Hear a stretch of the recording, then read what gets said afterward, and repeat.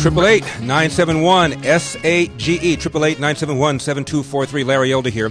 I want to thank the people up in Sacramento at station AM 1380, The Answer. Mark Durkin, the general manager. You know, after we had this soiree at this very large venue, and I stayed and shook hands and took pictures with everybody who wanted to, as I'm leaving the venue, Mark Durkin, who's the general manager of the station, and various other members of management are breaking down tables, stacking tables, cleaning the floor. I said, I feel guilty. Should I help? He goes, no, you're good. I said, okay, don't twist my arm. Manual labor. Woo! No, I mean, they were literally cleaning the floor.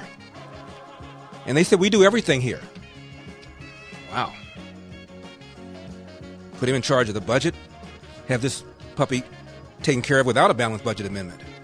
888-971-SAGE is the number. Now, a gentleman named Clay Kane wrote an article about the Roseanne reboot. And I was so annoyed by the article that I've asked the Forgotten Man to contact this gentleman. I'm assuming Clay is a male. And have him on the show. Maybe we could just clear up a few things. Because the article has a paragraph in it. I'll just read you that before I move on. And it's an article about the Roseanne reboot. And he's saying that, you know, I'm not a Trump guy. In fact, I despise Trump. But I got to tell you, the reboot is, quote, damn good. And then there's this paragraph. Quote, just a little context, writes Mr. Clay Kane. When Roseanne premiered in 1988, America was suffering through the lie of Reaganomics. With a huge tax reform bill in 1986 that benefited the rich, the wealth was supposed to trickle down to working class and lower income communities. It never did. End of quote. What do you say to something like this? So the reason Reagan won a 49-1 state re-election victory in 1984 is because the tax cuts only benefited the wealthy?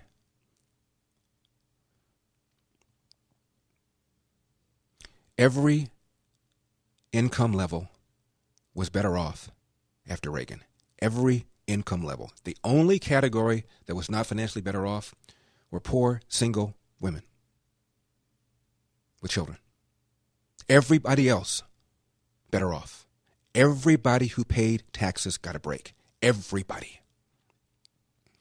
It continues. Listen to this. However, this was the 1980s, and despite the crack epidemic, AIDS, and an increasing wealth gap, the fantasy of excess, regardless of whether you could ever actually afford it, played out everywhere in our popular culture. As Madonna sang, we were material girls living in a material world, dynasty ruled television, and many believed, as Gordon Gekko said in the movie Wall Street, greed is good. End of quote.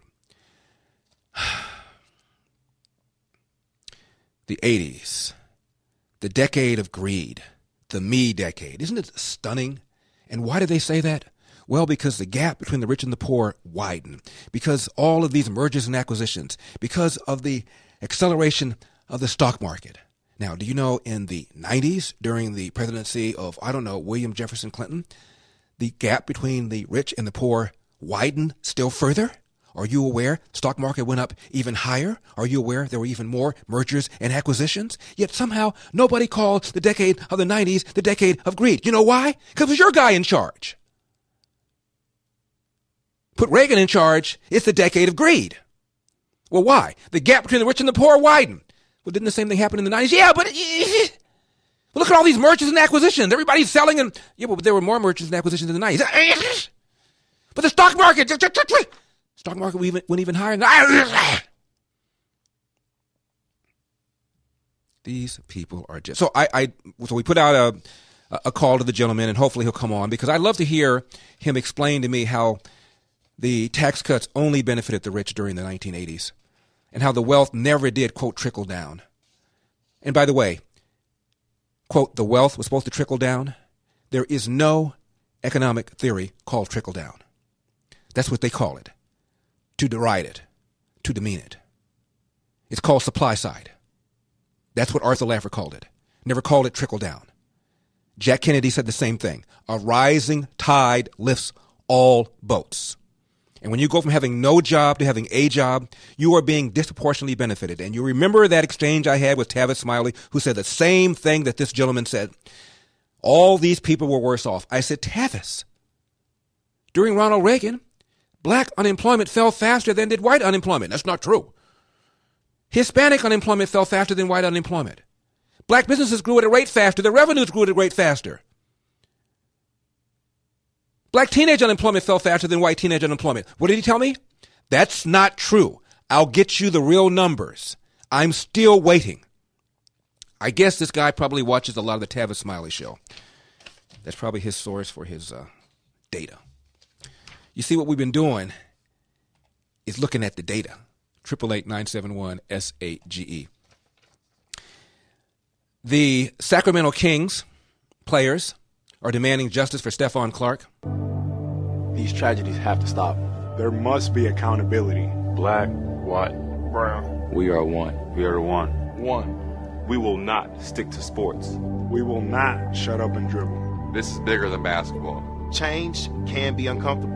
Change is necessary. We need to talk. We need to act. We matter. We must unite. Say his name. Stephon Clark. Stephon Clark. We must unite. Next segment, I'm going to talk about this push to abolish the Second Amendment, but let me say something about this Stephon Clark matter. As I'm driving in to work this afternoon, I'm listening to an interview with Cedric.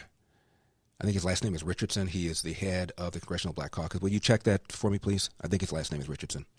He's the Congressional Black Caucus chairman. And Wolf Blitzer is interviewing him on CNN. And they're asking him about the case of the investigation of President Trump. And Richardson says, what we need to do is let this just play out. Mueller is conducting a full, thorough investigation, and it's incumbent upon us to wait until we get the results before we reach any conclusion, blah, blah, blah, blah, blah, blah, blah. Okay? Then they switched the topic to Stephon Clark. And Richardson goes on a thing about police brutality and racial profiling, and we've got problems in this country. Wolf, here's where a journalist would say, Congressman, you just urged us to wait for a thorough investigation in the case of Mueller. In the case of the gentleman who was killed, the city's already turned over the investigation to the California Attorney General, who happens to be a Democrat, pro-sanctuary state Democrat. And he's going to do the investigation in conjunction with the California Department of Justice. And the Sacramento police said they're going to cooperate. So why aren't you giving the same advice to the people in the Sacramento community as you're giving people in the country regarding the outcome of the Mueller investigation? That's what a journalist would have said. Instead, nothing. You didn't see the contradiction between the two? Let's let the FBI do their job. Let's let the investigators investigating Donald Trump do their job before we reach any conclusions. When it comes to Stephon Clark, let's assume that police brutality took place. Let's assume something went wrong. Never mind the same advice you had just given the country regarding Mueller. Hashtag hypocrisy. President Trump says we're going to protect our Second Amendment. And I'm going to talk to you about the number of times where people on the left have admitted that they want to end the Second Amendment. Even though most of the time they start out a sentence by saying, no one wants to take away your guns. I'm Larry Elder.